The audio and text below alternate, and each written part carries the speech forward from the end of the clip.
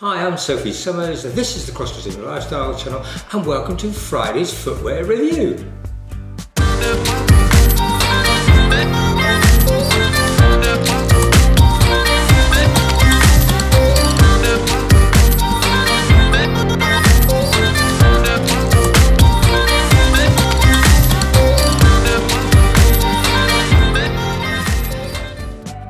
And today we're going to be unboxing and having a look at these particular 5-inch sequin thigh boots. They're called the Courtly 3011, and I can't wait to get into them and have a little parade around. So without further ado, let's take the lid off the box and have a look, shall we?